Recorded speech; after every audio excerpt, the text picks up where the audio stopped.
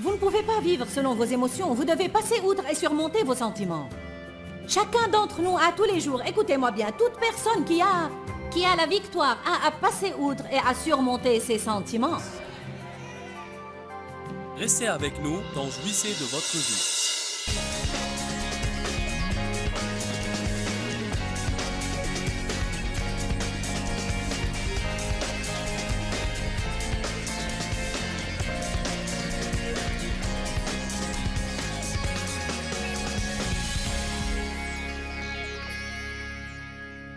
Bienvenue à notre programme aujourd'hui. Je voudrais tout d'abord vous dire en quelques minutes que je commence ce soir une nouvelle série intitulée « Insister et persévérer ». L'enseignement d'aujourd'hui s'intitule « En avant vers un nouveau début ». Dieu merci, nous pouvons avoir de nouveaux commencements. Ses compassions se renouvellent chaque matin. Je voudrais partager avec vous en quelques minutes combien nous sentons tous que cette série d'enseignements est puissante.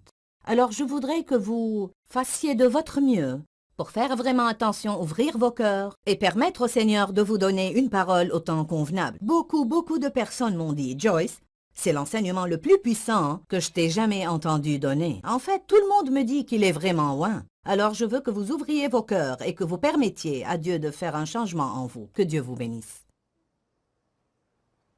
Et il est facile de rester sur le chemin large. Pourquoi? Parce qu'il n'y a pas de pression. Mais il est dit, le chemin étroit. En fait, la Bible amplifiée nous dit, le chemin étroit est resserré parce qu'il est contracté par la pression. Alors, pour être sur le chemin resserré, il faut qu'on soit prêt à aller de l'avant malgré la pression. Il faut que vous compreniez cela. Vous voyez, certains d'entre vous, et je le sais par l'Esprit de Dieu, certains d'entre vous cherchaient un chemin facile. Et vous chantiez un seul chant à Dieu. Ceci est difficile. Ceci est difficile. Oh Seigneur, je ne peux pas. Ceci est très difficile. Alors que vous devez chanter à Dieu un cantique nouveau.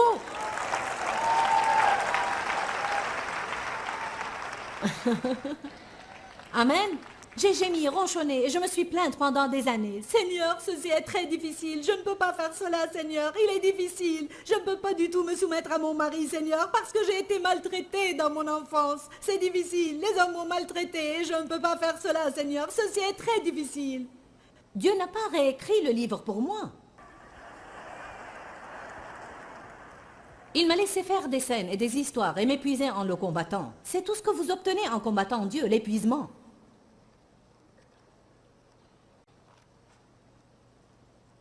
Vous pouvez dire Amen, mon Dieu, ou quelque chose d'autre. Mais ne me faites pas taire, car je prêche bien. La femme atteinte d'hémorragie pendant 18 ans, 18 ans, avait dépensé tout ce qu'elle possédait sur les médecins, mais sans aucun soulagement. La Bible dit qu'elle a insisté.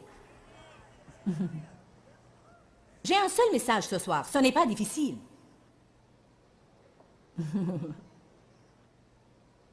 Elle a insisté. Arrêtez de vous apitoyer sur vous-même. Tous ceux qui veulent remporter la victoire doivent insister. Ce n'est pas à moi seul de faire cela, ni à vous seul de faire cela. Tout le monde doit persévérer. Personne ne peut persévérer pour vous. Il ne suffit pas que quelqu'un vienne prier pour vous. Il se peut que vous demandiez à quelqu'un de prier pour vous et que vous soyez fortifiés et encouragés à aller de l'avant un peu plus encore, mais croyez-moi, vous avez toujours à persévérer vous-même. L'apitoiement sur soi-même est en fait l'une des émotions les plus débilitantes que nous expérimentons. Tout ce que l'apitoiement fait, c'est voler notre vie et voler notre force. Nous nous retrouvons dans cette prison, cette petite prison lamentable. Et moi alors, personne n'a autant de problèmes que moi. Peu importe combien vous souffrez, il suffit que vous regardiez 3 ou 4 personnes autour de vous pour que vous trouviez quelqu'un qui souffre plus que vous. Pourtant, nous nous apitoyons sur nous-mêmes. Et cela ne nous aide vraiment pas. Oh, il y a des promesses dans la Bible. La femme atteinte d'hémorragie était désespérée. Les gens lui ont dit « Laisse-le tranquille, tu ne pourras pas te frayer un chemin dans cette foule. De toute façon, il ne se soucie pas de toi. » Mais la Bible dit qu'elle s'est frayée un chemin dans la foule. Et vous savez quoi? Si vous voulez avoir le mieux que Dieu vous a préparé, vous aurez à ne pas vous soucier de vos amis et votre famille, qui vont vous traiter de fanatiques religieux et de fous.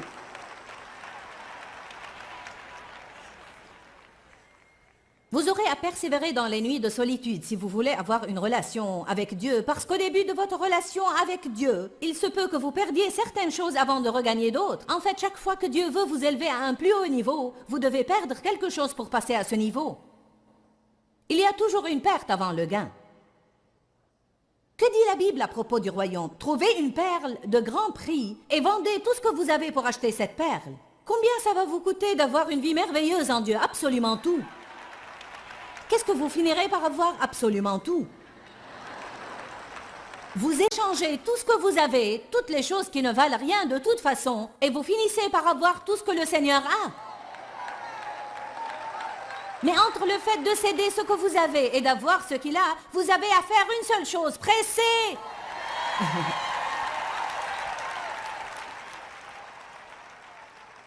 Jésus a dit, s'ils m'ont haï, ils vont vous haïr. Il a dit, si vous quittez votre maison, frère, sœur, mère, père, enfant ou terre, à cause de moi, vous en recevez au centuple présentement dans ce siècle-ci, avec des persécutions. Loué soit Dieu. J'ai insisté, et j'ai persévéré. Et vous savez ce qu'est mon témoignage? Je suis toujours là. J'ai un témoignage. J'ai pressé contre la pression. Tout le monde veut être apprécié. Mais vous savez quoi? Je peux survivre, de même pour vous, même si les autres ne m'aiment pas. Quelles sont les choses que vous aurez à surmonter? Voici une liste. Elle est très longue, n'essayez même pas de prendre note. Je veux dire sérieusement, je peux franchement dire que j'avais à surmonter chacune de ces choses et j'ai fait cette liste impromptue et je l'ai notée. Si j'avais pensé aux détails, la liste aurait pu être plus longue. Rejet. Trahison. Ça fait mal quand quelqu'un à qui vous faites confiance vous trahit. Abandon. Le non-pardon. Offense. Peut-être qu'entre 25 et 30 fois toutes les semaines, chacun d'entre nous a à surmonter l'offense. Je n'ai pas dit la défense, j'ai dit l'offense. L'apitoiement sur moi-même, la vengeance, les difficultés, les tribulations, les problèmes, l'égocentrisme, la jalousie. Nous avons à persévérer chaque jour. John Maxwell allait tourner une émission avec moi et j'avais à me lever à 5h30 du matin et je ne voulais pas faire ça. Ma chère voulait rester au lit, j'étais fatiguée parce que j'avais travaillé dur toute la semaine. L'alarme s'est mise en marche et je suis restée couchée et j'ai pensé... J'en ai marre de faire cela. J'en ai vraiment marre. Et qu'est-ce que j'ai fait? J'ai pressé. J'ai dit, Joyce, tu es bénie. Change d'attitude et fais-le maintenant, tout de suite. Vaut mieux que vous soyez prêt à parler à vous-même si vous voulez remporter la victoire. Vous ne pouvez pas vivre selon vos émotions. Vous devez passer outre et surmonter vos sentiments. Chacun d'entre nous a tous les jours, écoutez-moi bien, toute personne qui a la victoire a à passer outre et à surmonter ses sentiments. Pas une seule fois ou deux, ou de temps en temps, mais jour après jour, après jour, après jour, après jour, après jour. Vous dites, mais je ne veux pas passer toute ma vie à faire ça. Vous ne pouvez rien faire de mieux. Parce que toute chose que vous confrontez et vous surmontez est une victoire dans votre vie. Et elle n'est plus devant vous pour entraver votre chemin, mais elle est derrière vous et vous pouvez regarder derrière vous et vous en moquer. Persévérez. Surmontez l'envie d'abandonner. Vous avez à passer outre et à surmonter la dépression, le découragement, être déçu des autres, être déçu de Dieu, être déçu de la vie. En fait, je n'oublierai jamais un homme que je connais depuis des années, qui est de cette ville, et qui priait pour que Dieu guérisse son fils du cancer. Il avait vraiment la foi, il faisait confiance à Dieu et priait, mais son fils est mort. il fut bouleversé et sa foi fut ébranlée. Et il a dit au Seigneur, « Où étais-tu quand mon fils est mort ?» Et il a dit que le Saint-Esprit lui répondit dans son cœur en disant, « Là où j'étais quand le mien est mort. » Ceci vous convainc et vous incite à changer d'attitude, n'est-ce pas? Vous savez quoi? Nous ne comprenons pas toujours des choses pareilles. Nous croyons à la guérison et nous croyons aussi qu'il faut vraiment compris pour voir les choses changer. Mais nous savons tous qu'elles ne changent pas toujours. Nous ne comprenons pas cela. Mais vous savez quoi? Il faut qu'on soit prêt à servir l'Éternel sans tout comprendre. Vous ne m'avez pas entendu. Je ne comprends pas pourquoi il y a 12 ans, j'ai fini par avoir un cancer du sein. Et j'ai dû avoir une ablation du sein. Je n'ai pas compris cela. Je prêchais la foi. Mais vous savez quoi? Dieu m'a sorti de là. Mon témoignage est, je suis toujours là. Je continue à prêcher. J'ai toujours la victoire. Il y a des fois où Dieu nous délivre des problèmes et d'autres fois où il nous aide à les traverser. C'est à lui de choisir. Il sait ce dont nous avons besoin. Vous savez quoi? Si vous allez aimer Dieu seulement aux cimes et vous n'allez pas l'aimer dans le désert, alors vous ne l'aimez pas suffisamment. Nous devons adorer Dieu dans les périodes difficiles comme nous l'adorons dans les périodes faciles. Je m'adresse à quelqu'un ce soir. Insistez. Pressez. Persévérez. Allez à Philippiens 3.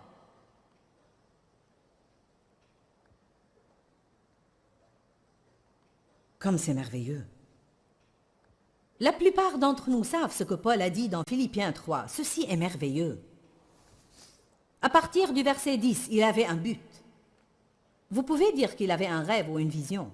Je suis fermement décidé à connaître Christ et la puissance de sa résurrection pour parvenir à la résurrection d'entre les morts, même si je suis dans la chair. Vous savez ce que Paul voulait dire? Il y a une place en Dieu. Et si je m'efforce de la trouver, peu importe ce qui se passe vraiment dans ma vie, il y a une place en Dieu qui m'aide dans l'esprit à m'élever au-dessus de mes problèmes. Et peu importe comment vous me traitez, je peux être heureuse. Quoi qu'il arrive, je peux être heureuse. Quelles que soient les tempêtes dans ma vie, je peux avoir la paix qui surpasse toute intelligence. Si vous m'aimez, je peux être heureuse. Si vous ne m'aimez pas, je peux être heureuse. Si vous m'appréciez, je peux être heureuse. Et si vous ne m'appréciez pas, je peux l'être. Je veux en arriver avec Dieu au point où mes circonstances ne peuvent pas contrôler ou perturber ma joie. Vous écoutez ce que je dis? Je suis fermement décidé à connaître Christ et la puissance de sa résurrection qui m'incite à faire ce qui est juste et à bien traiter les gens, même si je suis en train de passer par des moments terribles. C'est de la puissance. C'est de la puissance. Quand vous êtes tellement blessé au fond de vous-même que vous ne savez que faire, mais le Seigneur vous donne la force de pourvoir aux besoins des autres et d'aider les autres aussi. C'est de la puissance. J'ai dit, c'est de la puissance.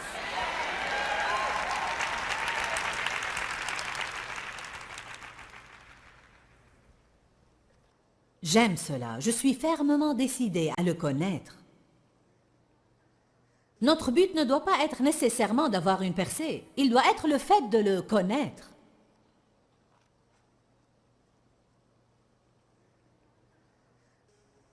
Le verset 12 dit, « Ce n'est pas que j'ai déjà remporté le prix ou que j'ai déjà atteint la perfection, mais je cours pour tâcher de le saisir, puisque moi aussi j'ai été saisi par Jésus-Christ. » Paul dit, « Jésus est mort pour un but. Il est mort dans le but de me saisir et de me faire sienne. Oui, il veut qu'on aille au ciel, mais Jésus veut qu'on mène une vie merveilleuse sur terre. Pour moi, vous pouvez faire tout ce que vous voulez. Et ne me comprenez pas mal, oui, le ciel serait suffisant si on n'avait pas autre chose, mais je sais qu'il veut qu'on cherche à s'élever un peu plus haut. Il veut que je jouisse sur mon chemin. Il veut que je mène une vie qui touche d'autres personnes pour que je puisse emmener quelqu'un avec moi au ciel. Je veux dire, il m'est bien de vivre ma vie, de mourir et d'aller au ciel, mais je veux emmener beaucoup de personnes avec moi au ciel aussi. Amen. Et pour faire cela, j'avais à courir. Allez. Seulement les personnes qui courent finissent par faire quelque chose pour Dieu.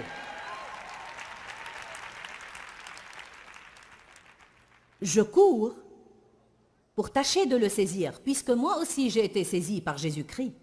Frère, je ne pense pas l'avoir saisi. Mais je fais une chose, et c'est ma seule aspiration, oubliant ce qui est en arrière. Ouh, je vais droit de l'avant. Allez, que quelqu'un crie. Oubliant ce qui est en arrière, je vais droit de l'avant. Voulez-vous que je vous dise quel est, à mon avis, le passage le plus glorieux dans la Bible? C'est dans Lamentation 3, où la Bible dit « Ses compassions se renouvellent chaque matin ». Pourquoi pensez-vous que Dieu a divisé le jour en périodes de 24 heures? J'aime les voir en 3 périodes de 8 heures chacune. 2 périodes de 8 heures à vivre et la 3e à surmonter les 2 déjà vécues. Nous sommes éveillés pour 16 heures, puis on fait un long somme. Et il est étonnant combien les choses semblent différentes le matin après une nuit de sommeil. Et je crois vraiment que Dieu a fait cela exprès. Dieu fait tout exprès. Prenons un jour à titre d'exemple. Il y a beaucoup de choses qui arrivent, beaucoup de déceptions, beaucoup d'offenses, beaucoup de problèmes, beaucoup de choses qui s'opposent à nous. Et nous vivons dans des temps critiques. Nous vivons dans ces temps mentionnés dans Timothée, le temps de grande tribulation et stress où les gens sont complètement égoïstes et égocentriques. Nous vivons dans ces jours. Je sais que nous avons besoin d'une grande onction du Saint-Esprit pour vivre dans n'importe quel temps, mais je crois que nous avons besoin d'une grande puissance pour vivre aujourd'hui et être victorieux. Mais si Dieu nous a choisis pour vivre dans ces temps de l'histoire, c'est parce qu'il savait ce qu'il faisait et nous pouvons le faire. Si nous allons être le groupe qui verra le 2e avènement de Christ, alors nous pouvons le faire. Mais nous avons à courir. Vous avez à courir. Je poursuis ma course pour tâcher de saisir, puisque moi aussi j'ai été saisi par Jésus-Christ. Prenez une décision ce soir. J'ai préparé tout un message sur le passé et le fait de ne pas se plaindre du passé. Et j'avais beaucoup de choses à partager avec vous, mais Dieu m'a guidé à parler d'un autre sujet. Mais je vais partager un principe avec vous. J'ai apporté mon coussin parce que je laisse toujours ce coussin dans mon bureau, mis sur une chaise, pour le regarder tout le temps. Qu'est-ce qui est écrit? Voici ce qui est écrit. Seigneur, donne-moi la sérénité d'accepter les choses que je ne peux pas changer et le courage de changer les choses que je peux changer et la sagesse de voir la différence. Ceci est particulièrement précieux pour moi car quand j'étais enfant et j'étais victime de ces vices sexuels, je cachais ce secret pénible et personne ne savait ce qui se passait et je souffrais beaucoup. Je ne pouvais raconter cela à personne et j'avais une grande peur dans ma vie. Et quand j'étais petite, on rendait visite à ma grand-mère à la campagne. Elle avait une de ces anciennes boîtes d'allumettes accrochées au mur et qui contenaient de longues allumettes, style campagnard, que vous sortez une à une et vous frottez. Et au-dessus de la boîte d'allumettes, voilà ce qui était écrit. C'est quelque chose qui m'a beaucoup aidé dans mon enfance. Je ne peux même pas l'expliquer, mais je le regardais et je pensais, je ne peux pas changer ma situation. Alors maintenant, je ne peux que l'accepter. Mais un jour,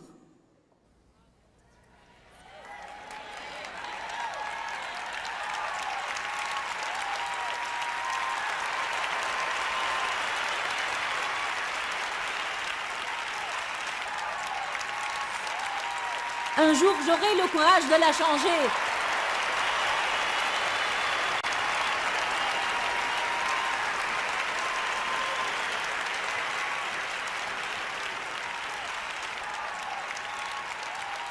Je dois compter sur cela si souvent.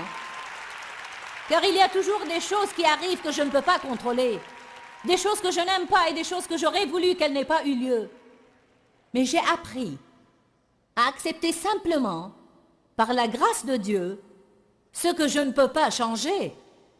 Mais si je peux changer quelque chose, je vais servir Dieu, je vais me lever, je vais être courageuse, je vais insister et je vais persévérer et le diable n'aura pas ma vie ni ma famille. Alléluia! Allez, louez le Seigneur! Ouh!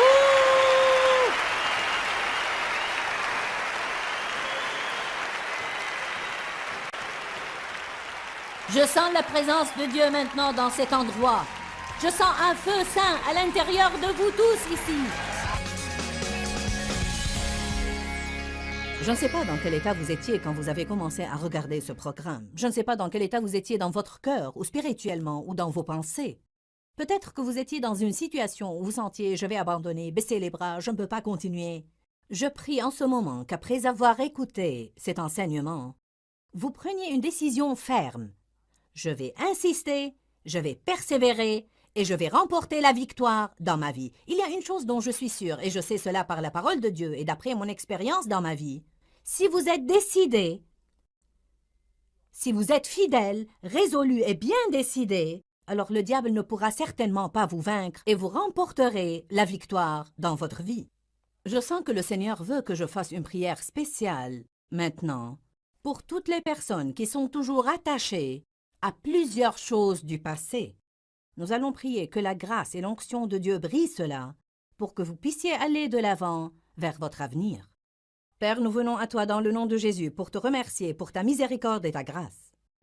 Seigneur, je prie que tu donnes une grâce spéciale, une puissance extraordinaire du Saint-Esprit et une onction spéciale pour briser toutes les chaînes qui attachent les gens à leur passé.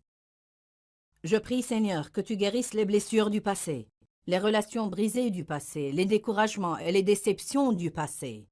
Et je te remercie d'avance, Seigneur, d'avoir guéri les cœurs des gens et les émotions des gens. Je te remercie, Seigneur, car dorénavant, ils seront capables d'expérimenter le merveilleux avenir que tu leur as préparé d'avance, dans le nom de Jésus. Amen. N'oubliez pas qu'il y a la vie dans la parole. Pourquoi, Seigneur, pourquoi? Dans ce livret, Joyce Meyer nous enseigne à travers la parole comment être délivré de la confusion. Pour obtenir ce livret gratuitement, écrivez-nous à Joyce Meyer, boîte postale 40095-6300 Larnaca, Chypre. Ou bien visitez notre site web www.joycemeyer.org/fr.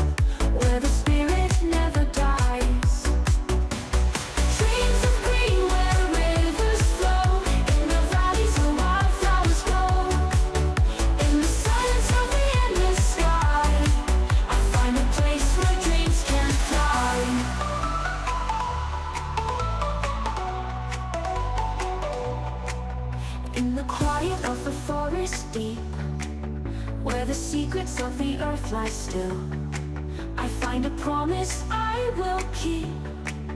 In the streamscape where time stands still, the canopy above me